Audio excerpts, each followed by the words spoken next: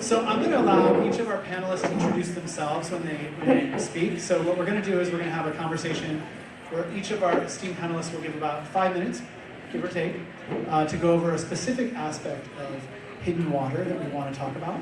Then we're going to have a bit of a moderated discussion, and we're going to conclude with a Q&A with you all. So with that in mind, my name is Tom. I'm the director of the Center for Urban and Community Design at the University of Miami, in Miami, Florida, as well as an advisor for the Waterfront Alliance. Specifically, I've been involved with the Waterfront WEDG design guidelines since about 2016. This panel is going to bring together perspectives, across the full groundwater system. How we understand it, how we model it,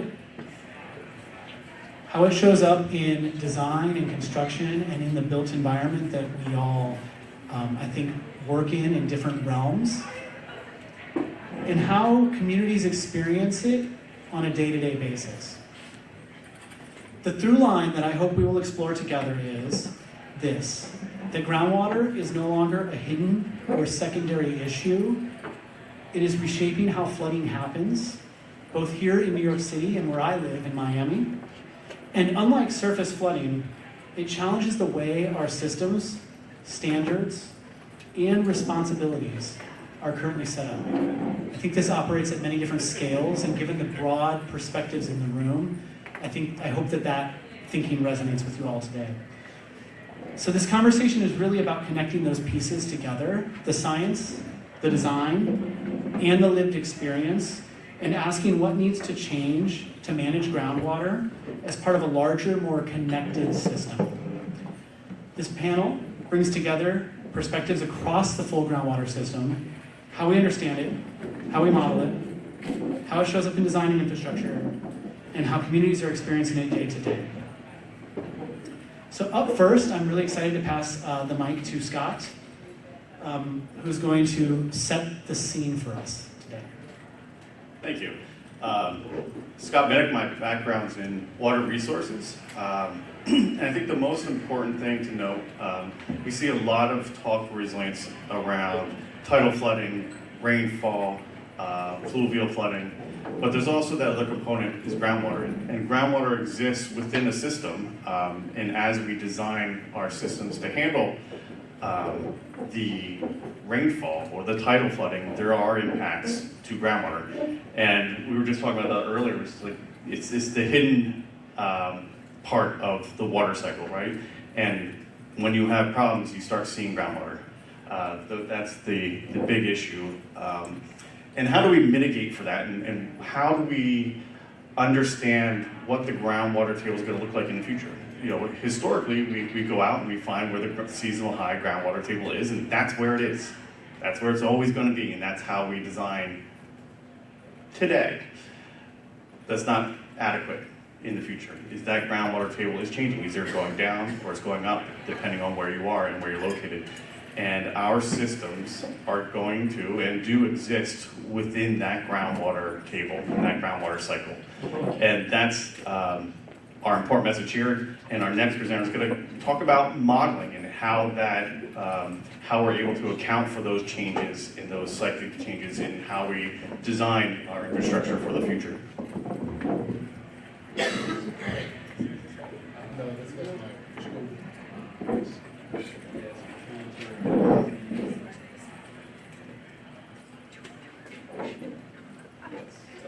Perfect. So, yeah, as we are dealing with the issues of rising groundwater tables, we know that codes and standards need to be an important part of this. Seeing sea level rise, increasing intensity of rainfall events, and reduced pumping historically in Queens with drinking water supply, decommissioning their wells, we want to know how can we simulate using models, use data tools and what's available to know the conditions that we need to plan for. That's where modeling comes in. And New York has very complex water systems, and hence we need complex models to simulate all of the features you see here and more. So there's 3 different scales of models that we use. The largest being regional models. This one, for example, USGS made a model of all of Long Island with its groundwater flow.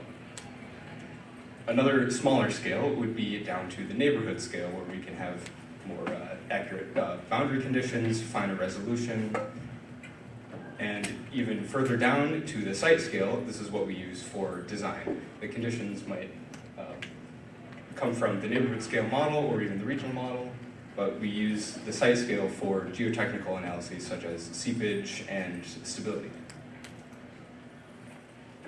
So here's some typical data requirements for these models. We definitely need topography for our hydrology, watershed, overland flow, but we also need subsurface investigations, characterizing what is in the soil. We have lots of landfill on the coast of New York, which is very heterogeneous in nature, and unless we have the site history or sufficient data collection, we just don't know how groundwater will flow exactly. This, in addition to rainfall data and tide data, these systems are all connected. We need every type of data that influences the system. Groundwater models are also able to predict contaminant transport, so water quality data at wells is also important. So how do some of these models get constructed? For example, the USGS has published their hydrogeological framework of Long Island, where they made this conceptual model of what are the fluxes of water that are moving through the system.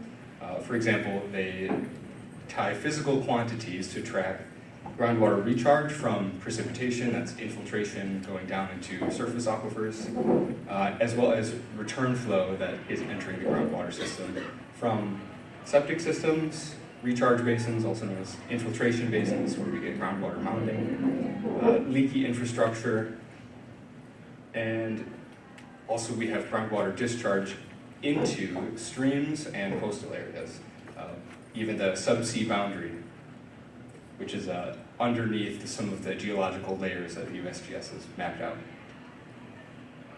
So a little bit more about how they actually make these models of such deep geological features. They have lots of technical geophysical data.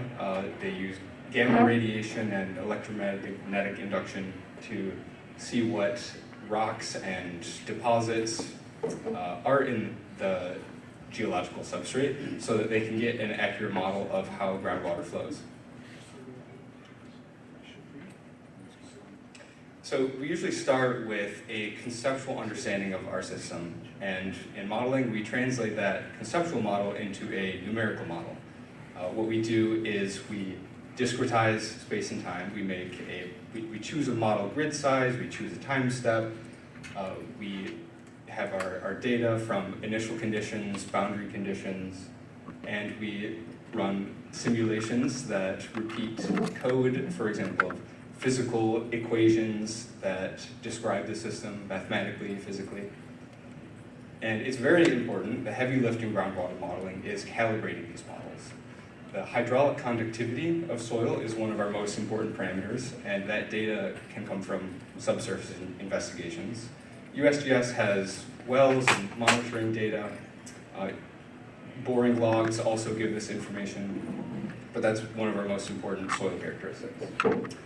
We use these models to design and simulate the infrastructure that we're putting in the ground. Some of our typical models we use are Modflow, Mike Shee, Aquaveos, GMS, or FIFO. So when we are designing, we want to be at the site scale. But what we can do is use publicly available information, such as USGS's Long Island regional model, and scale it down using the outputs of that regional model as inputs to a smaller scale model. So one thing that I've done is take those conditions from their model and use Python open source code and access their Modflow simulation results and parameterization, and create my own inputs to a smaller site scale model that we can use to see the impacts on the groundwater table for our infrastructure we're designing for flooding. And yeah, with that, I can turn to Mike. All right, thank you, Sage. You'll probably have to slide all the way back to the beginning. I think I'm going to slide over. So preview in reverse. Give me a second. Almost there. So what we're going to talk about today is taking the groundwater modeling that Sage is talking about, because various questions about how groundwater is a hidden type of water, and it's a hidden risk, and what happens when it is no longer hidden. CUNY York College is a CUNY university in Jamaica, Queens, so it's located in the region of New York City that would be southeast Queens, which is highlighted here in light yellow or peach. And southeast Queens is an interesting area to talk about when it comes to groundwater for a few reasons, mainly to do with the historic pumping of drinking water from the local aquifer in southeast Queens. So the Jamaica Water Supply Company was in operation for about 100 years, extracting drinking water from the local aquifer. And in the mid-90s, New York City DEP purchased Jamaica Water Supply Company and stopped the extraction of groundwater from those wells and connected southeast Queens to the rest of the New York City system from upstate Croton, Catskill, and Delaware aqueducts. So when that happened, there were some impacts to groundwater, perhaps unsurprisingly, and what that looked like in the case of CUNY York College and the groundwater data that we have around Jamaica Queens is that the groundwater rebounded to its historic levels. On the left-hand side of this graph, you're looking at the groundwater around 1900. The elevations are in 1988, so we're looking at groundwater being historically around 25 to 30 feet below ground. And in the mid-70s and the early 80s, when York College was built, groundwater was 60 feet below ground. York College was not built with groundwater in mind. That wasn't a consideration for the designing of that there's a basement. There's actually 3 layers of basement in York College. The sub-basement is what we're going to talk about today because that's the deepest part. They built that about 30 feet below ground. And as you can see today, we're looking at that dashed line going across the middle is the elevation of the sub-basement. So groundwater is now above the bottom of that sub-basement. So what does that mean? That means that York College, in that sub-basement, in the mechanical space, they have groundwater at all times. Groundwater is intruding into the space, and it's a problem that they've been dealing with since about 2005 or so, 2006. That's when groundwater there rebounded and found its way through the foundation that was not, again, built to be waterproof. It wasn't a heavy pressurized slab. So there are pumps in the sub-basement. One is going to the sanitary system, one is going to the storm system. Southeast Queens has a storm system as well as a sanitary, so it's not just a combined sewer area. And the range of pumping has been between, in the last 10 or so, 15 years, between 100,000 gallons a day and 15,000 gallons a day, depending on the year. It has been going down recently, but still a fair bit of water. So, you know, what does this look like? You can see that the staff at York College need to deal with the fact that there's water intruding and causing problems with the mechanical equipment. There's a lot of effort that goes in to clean up this problem, and the image on the right shows all the different seeps that have been identified coming through the slab. So what can we do as a solution? If we can, at the moment, consider rebuilding the entire sub-basement for questions of cost and relocating all that mechanical equipment temporarily. Number one is to identify the high priority equipment that needs to be maintained in operation, so that's electrical equipment and the elevators. Then the next step is to reduce the amount of groundwater that's getting in temporarily. You can injection grout, and we do as much, and that's a plan that your college has going for it. But it ends up being a case of whack-a-mole. You stop water entering one crack, but another one will open up later because the foundation slab can't handle that pressure. And then how to manage it. How to manage the remaining groundwater passively that's entering the sub-basement And the question is, where do you put it? That's kind of the question that was coming up earlier today in the students' presentation. And this contributes to the general talk of what goes on in Southeast Queens in terms of flooding. There are two main types of flooding that are experienced. One is surface flooding, and one is groundwater flooding. Each of these are competing interests and challenges for all the people that live in Southeast Queens and depend on Southeast Queens. There's a lot of work that New York City DEP is doing to improve the stormwater systems in Southeast Queens, trying to upgrade storm sewers and make them larger to convey more stormwater. And there's also the question of when if we want to reduce the amount of water going into the stormwater system, can we put in green infrastructure? Then you're putting water into the ground, and there's groundwater flooding. So we have these competing challenges. And just to finalize one last piece, permitting and regulatory questions come up when we want to put this groundwater into the pipes, sanitary or storm. We need to talk to the state for water quality regulations and making sure that we're not contributing to contamination in Jamaica Bay. And we also need to make sure that New York City DEP is involved because the capacity of the storm sewers is that question. So we look at both of those, and we're working on this problem right now. Injection grouting is scheduled to begin sometime this year. So that's the second round of injection grouting will be happening this year. Regulatory conversations are ongoing, and we're looking forward to those. But one thing we can say that has been exciting is that the groundwater levels seem to be dropping a little bit, whether that is a long-term trend or it just happens to be 2026 and a little bit low. It remains to be seen, but we're looking forward to see what happens next at York College. With that, I'll hand it over to Bill. Okay. Thank you, Mike. Hi, my name is Bill Scarborough. I am the president of the Southeast Queens Residents Environmental Justice Coalition. We're an EJ organization dealing with environmental challenges in the Southeast Queens community. I'm also a lifelong resident of the Southeast Queens community. I'm going to, I guess, kind of reiterate some of the things that Mike talked about and kind of talk about how those things have landed on the ground. Southeast Queens is not the only community that suffers from groundwater flooding. We are one where we can pretty much pinpoint where the problem became exacerbated. And as Mike mentioned, that goes back to the mid-1990s. Prior to that, Southeast Queens was the last community in the city of New York that got its water from a private water company, and that was the Jamaica Water Supply Company.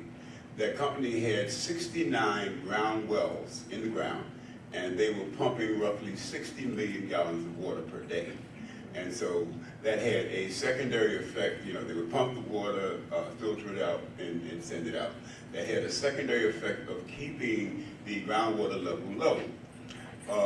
At a certain point, the water became not very clear. They started to have sedimentation, so on and so forth. And so the community wanted a change. And New York City DEP purchased the Jamaica Water Supply Company and connected Southeast Queens to the system that the rest of the city had. The secondary effect was that that water that had been pumping was no longer being pumped out of the ground. And so it began to rise. We subsequently found out that DEP at the time was aware that an impact was going to be flooding, and they were indicating that they were going to take steps to mitigate that. Those steps were not taken, or they were not sufficient, and so the groundwater continued to rise. 10 years later, around 2007, the DEP Commissioner Emily Lloyd testified in a city council hearing that the groundwater had risen by 35 feet since the changeover. And she indicated at that time we had two problems, as Mike mentioned. One was the lack of infrastructure and surface flooding. The other was the groundwater. And she indicated at that time that resolving the groundwater flooding was as urgent as completing the infrastructure. And so that was to be a priority. Unfortunately, that resolution had not taken place. And so the water continued to rise, and we have had on the ground concerns. Mike just mentioned York College. So what is happening, many of you know about groundwater, what is happening is that the water level has reached higher than the basements, the sub-basements, so on and so forth. The water is pouring in to these basements. And so we have people who are pumping 24 hours a day, 7 days a week, rain or shine. At York College, they pumping, they have a storage tank.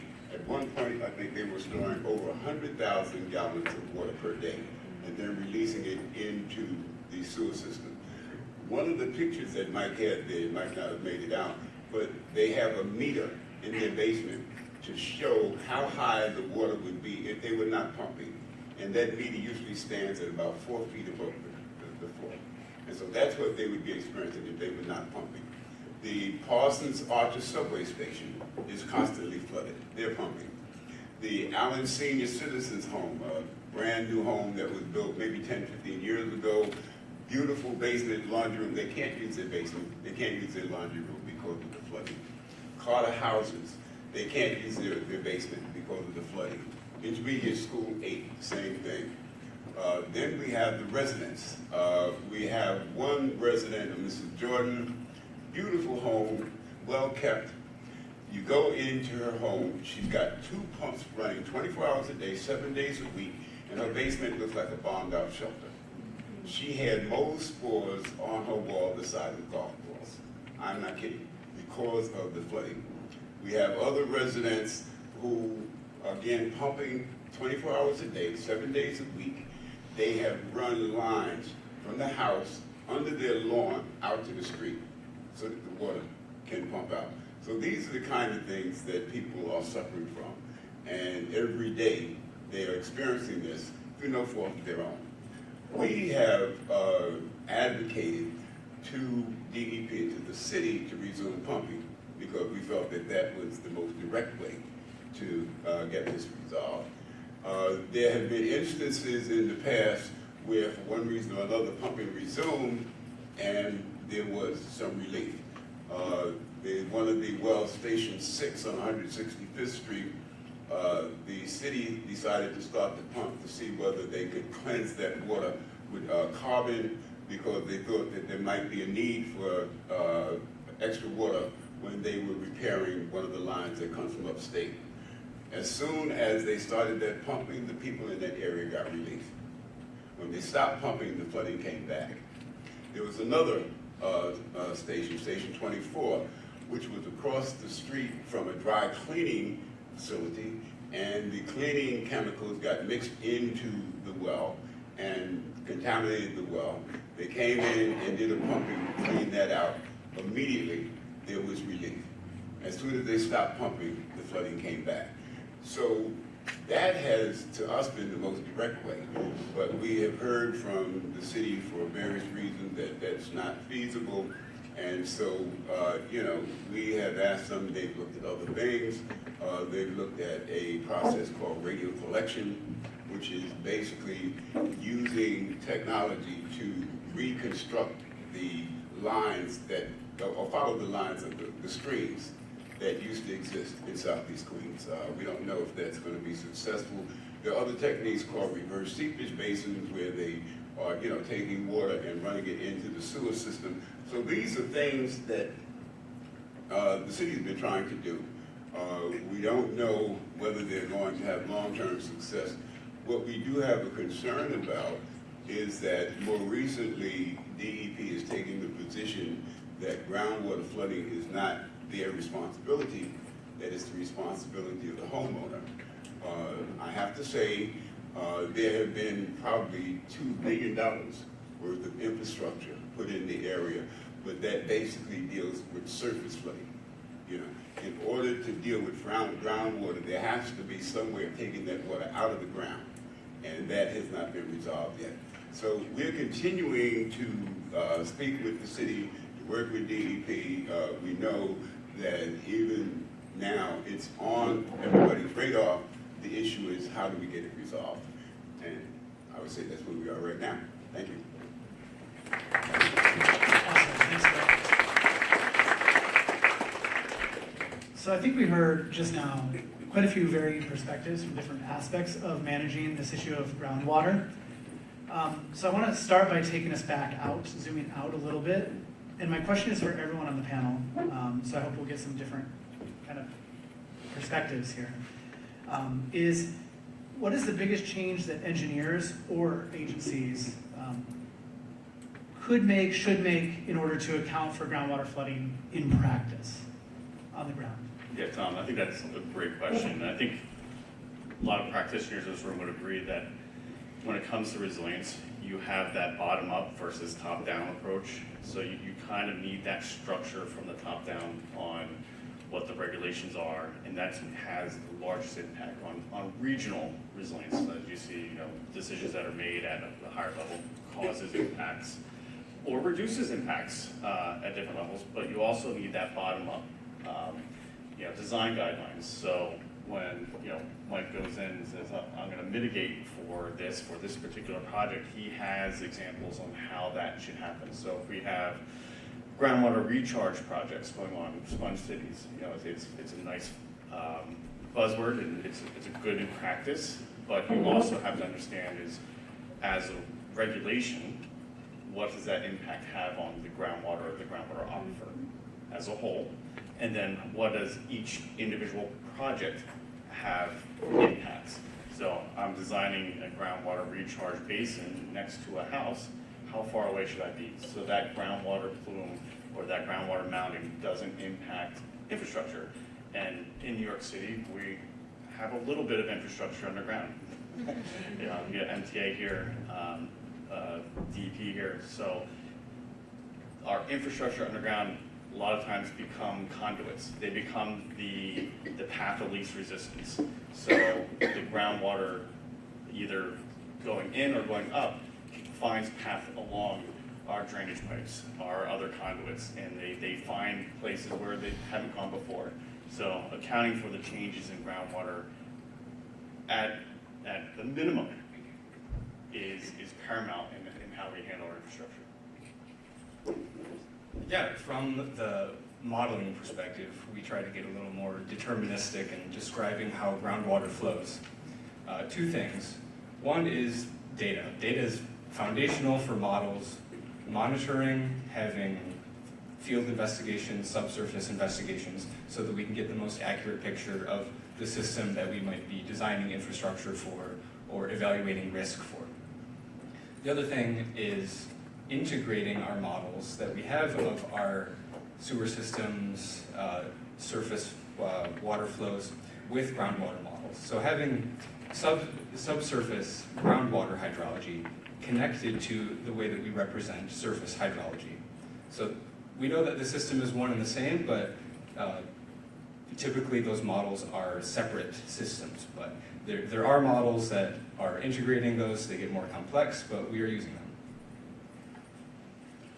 Yeah, I would say, very much so, data and monitoring is like the first thing to come to mind as a designer.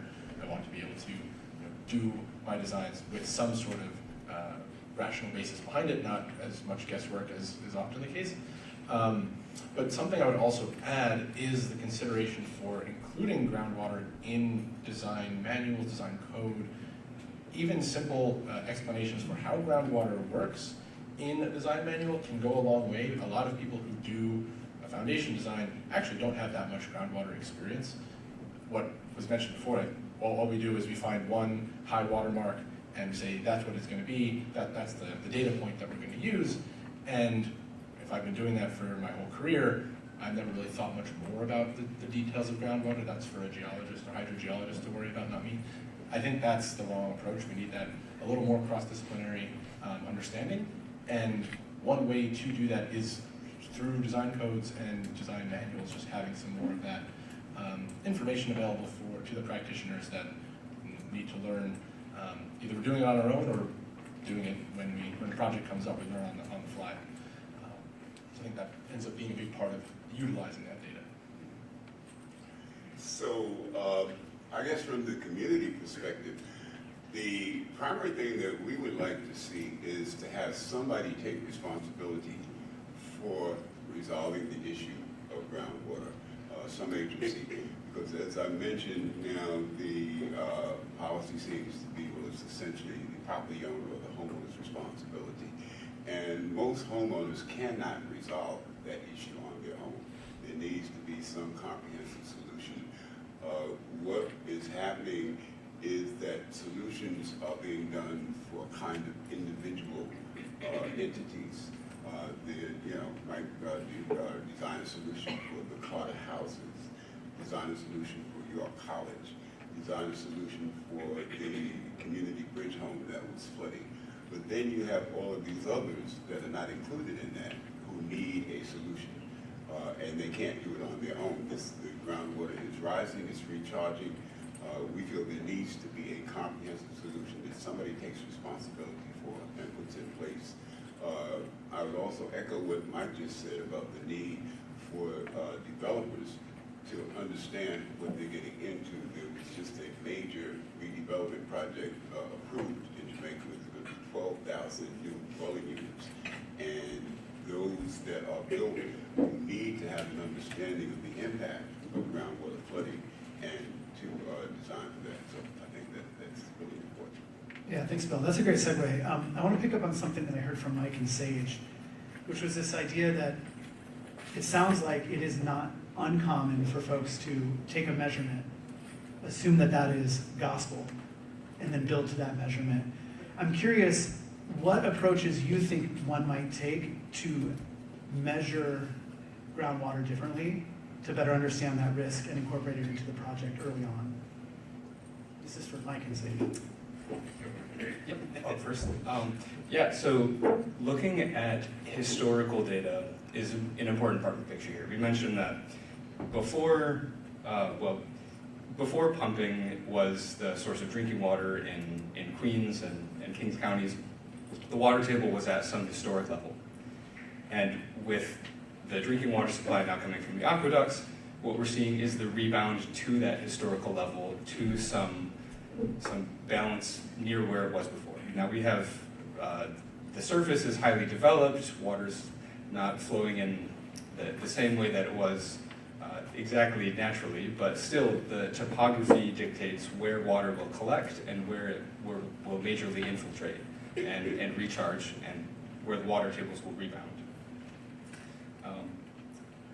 Another important part of mapping this out with modeling, for example, would be to see if there's pumping, where the radius of influence of all of that mitigation would be.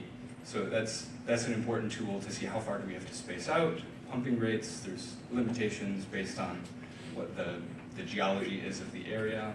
And we could use modeling as a tool. Yeah, I think to echo that and to kind of expand, the concept of collecting groundwater data per project is something you can spend a million years poking a million holes into the ground, and you won't necessarily know everything about the groundwater unless you dig the whole thing out, and then at that point you have nothing left. It's kind of the challenge of groundwater, in particular, the subsurface in particular, right? So one of the best resources that we have is the work that has been done by other projects and what we can learn. I want to shout out the mayor's office for doing a lot of work trying to compile and, I don't know about make public, but make available for public projects all of the geotechnical reports that have been produced from other projects across the city, and that this is part of a larger plan to compile utility data at the city scale. So this, I think, could be an excellent resource to help find historic data, to allow project designers and planners to understand kind of what they're getting themselves into by looking at the data that was collected in the past. Awesome. Yeah, please. Yeah, I mean, I think some of the themes we're hearing too is, especially in resilience, is data. Data's huge. Data's paramount. The more data you have, the more informed you can make design decisions, regulatory decisions.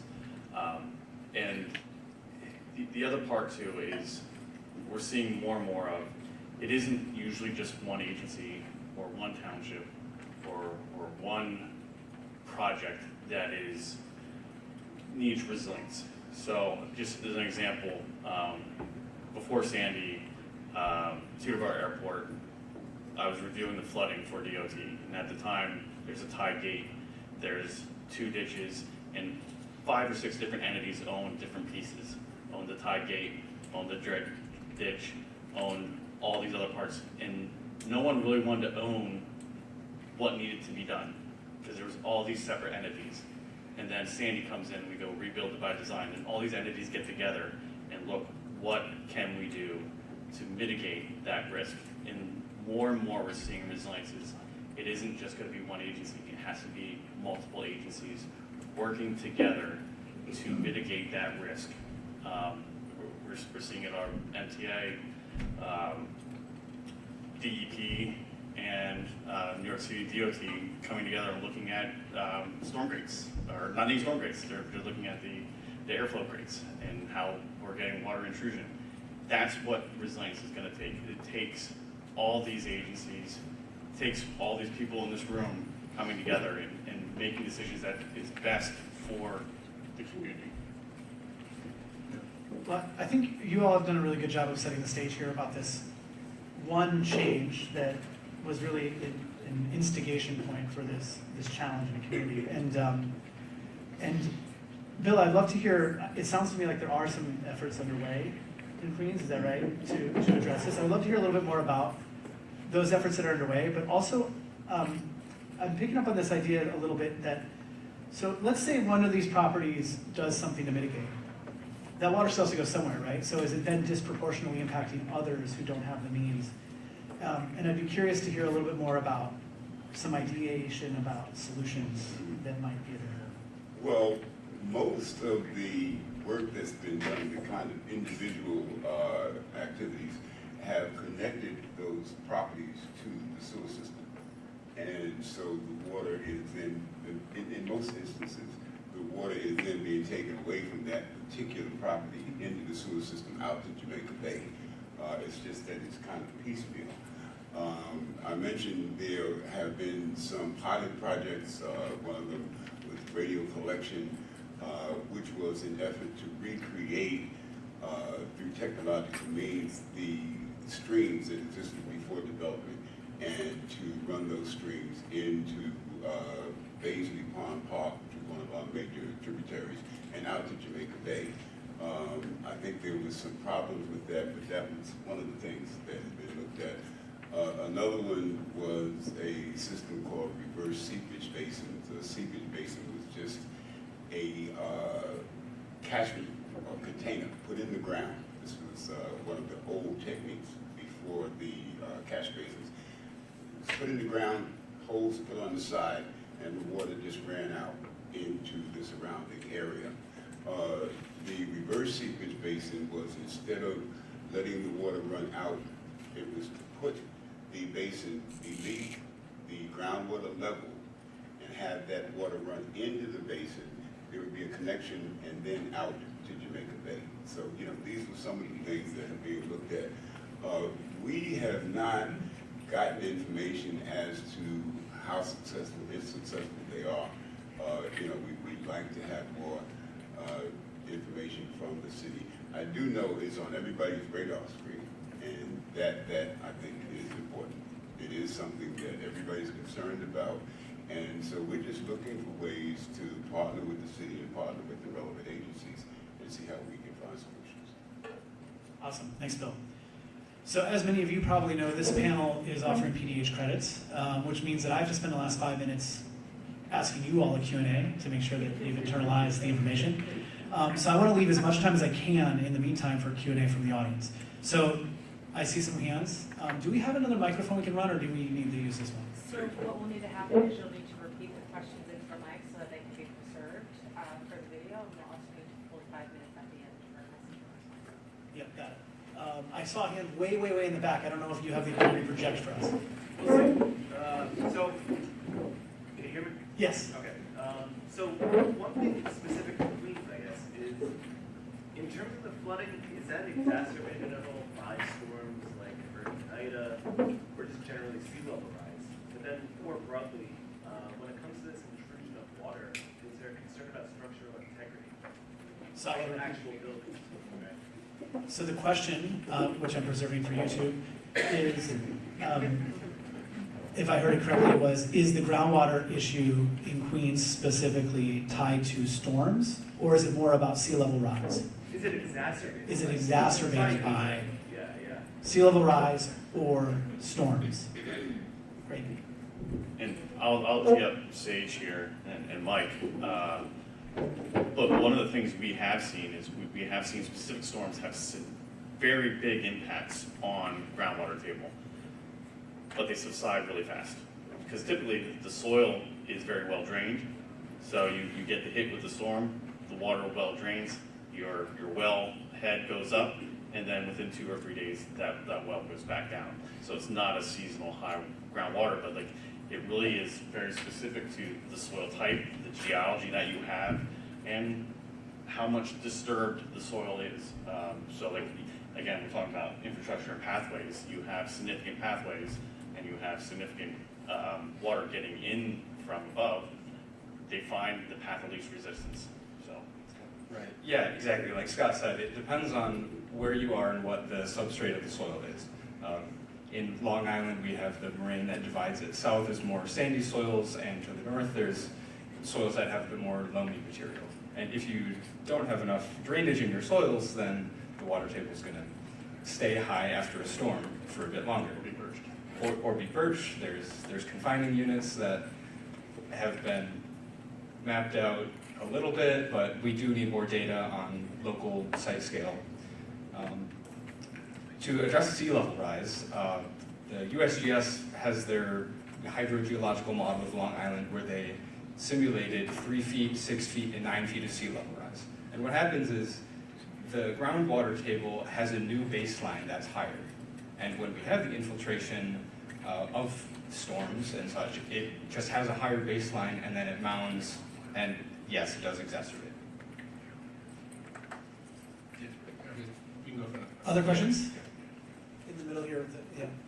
Thank you so much for the panel. It's been super interesting. I'm wondering, in a time where water scarcity and meeting the water demand is increasingly an issue, how can we incorporate circular design in some of these solutions?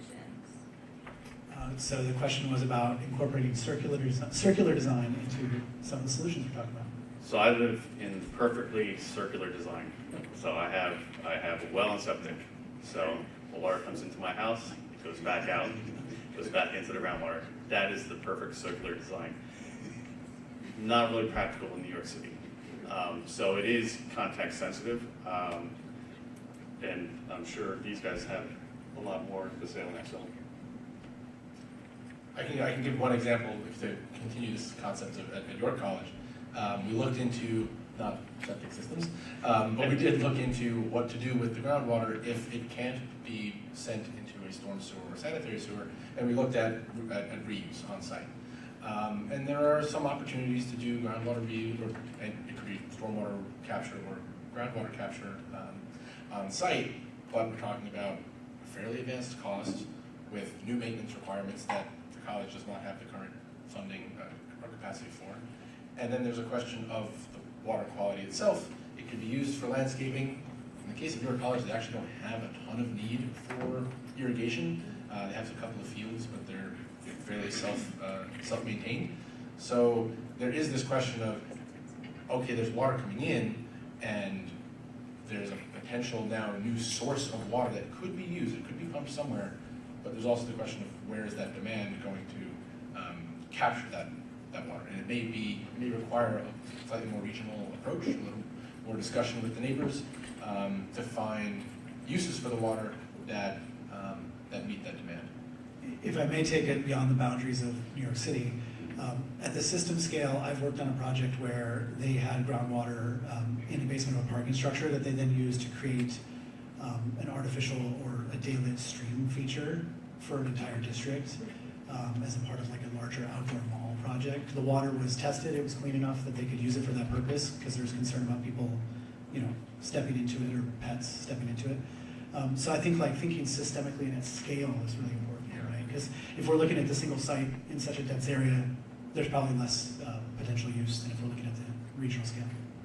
So, if I can maybe have a question for the people on the panel here. One of the things that we had thought about, because we have this excess of water, and Nassau County and Long Island were also pumping from the wells, their water is going down. It's starting to get sedimentation and so on. And so we were wondering why perhaps we could not pump the water and sell it or somehow distribute it to Nassau County or places where there's a need. I don't know. I know it's being considered. I don't know what the obstacles were or something that came up. That's probably, again, is agencies working together to find a solution. And that becomes policy and regulation and, you know, but I'm not sure our panel could answer that question, but it's a great point. It's a great point, though. But that again is that kind of crux that resilience becomes larger. So you really need that top-down kind of approach to resilience. Groundwater and rainfall, they don't see boundaries. They don't see municipal boundaries. They don't see state boundaries, and you know. We are all in this together. And the part that I think you kind of hit on is we will all experience the same hazard, but we're all going to experience it differently. Chi-Chi in the front row. I have two questions, one on regulatory and one on career pathways. On the regulatory side, I'm curious, are there current efforts, because New York City is not the only city with high water table, but it's all over the country. Some cities are looking at it, some cities are not. Are there, to get design codes changed, are there references now through either NOAA, FEMA, maybe an ASCD publication or anything like that, that is formalizing what the process should be and how things,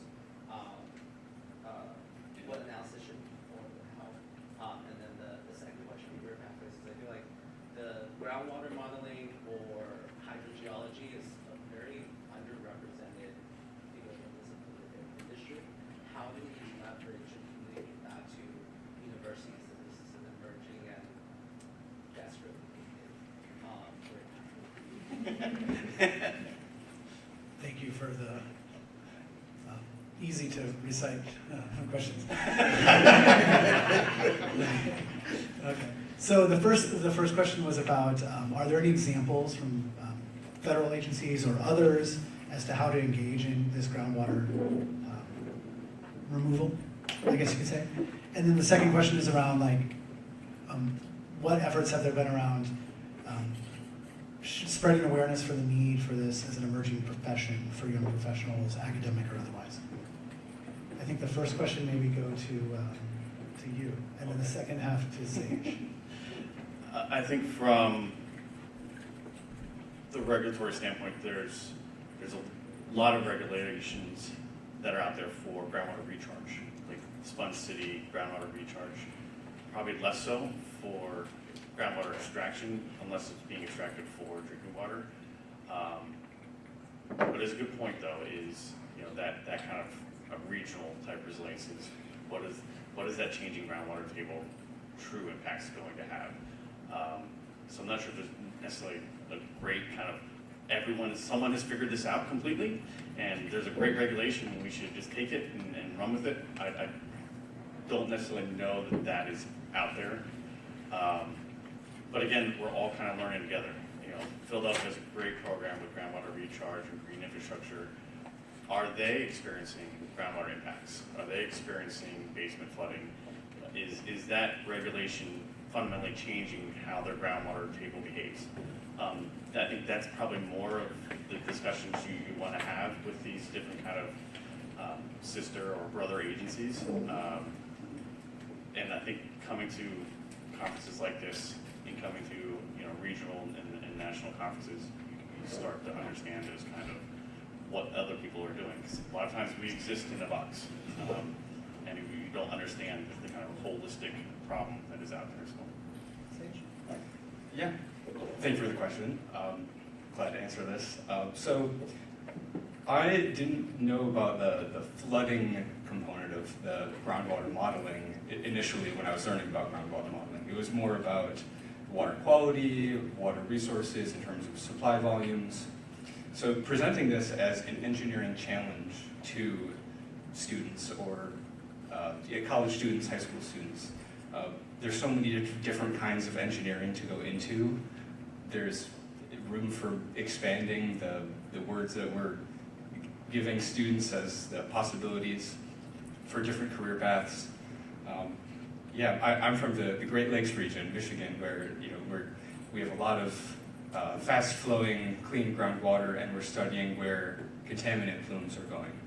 That was more of my initial background, but it's a very challenging problem. Groundwater modeling seemed to be one of the most challenging topics where I went to school. Not a lot of people did it, but it seems that this flooding from groundwater issue in coastal cities is where we're seeing sea level rise, saltwater intrusion. It might be that coastal cities are emphasizing this more in their curriculum, but of course, having more awareness, like I said, about presenting this engineering challenge of flooding from groundwater coming out. I think I talked to Tom, or thought you were Right. So I have to know, so now I'm going to go through these PDH questions for everyone here. It's the first time I've done this. I mean, maybe shout the answer. Question 1. Which factor most directly contributes to rising groundwater levels in urban coastal areas? Is it A, an increase in building height, B, sea level rise and precipitation infiltration, C, traffic congestion, or D, reduced surface temperatures? B. Fabulous. A+. Question number 2. What is a primary purpose of integrated surface groundwater modeling in engineering practice? Is it A, to replace site investigations, or B, to predict subsurface water movement and flooding risk? B. Is that right? We got smart group. Question 3. Which of the following is common engineering strategy for managing groundwater intrusion into below-grade structures? A, increasing roof drainage capacity.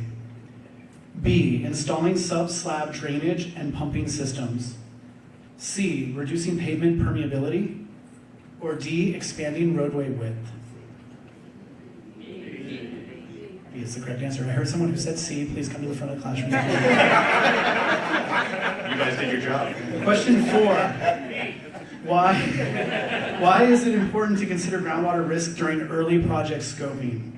Is it to avoid stakeholder engagement? Is it to eliminate permitting requirements? C, to inform feasibility, design constraints, and long-term performance? Or D, to reduce construction timelines? C.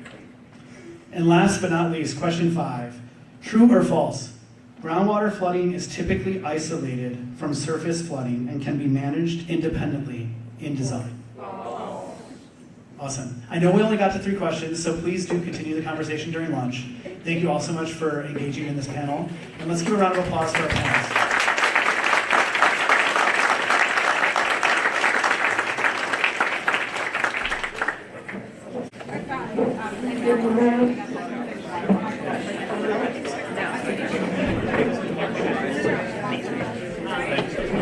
Oh, and also I want to...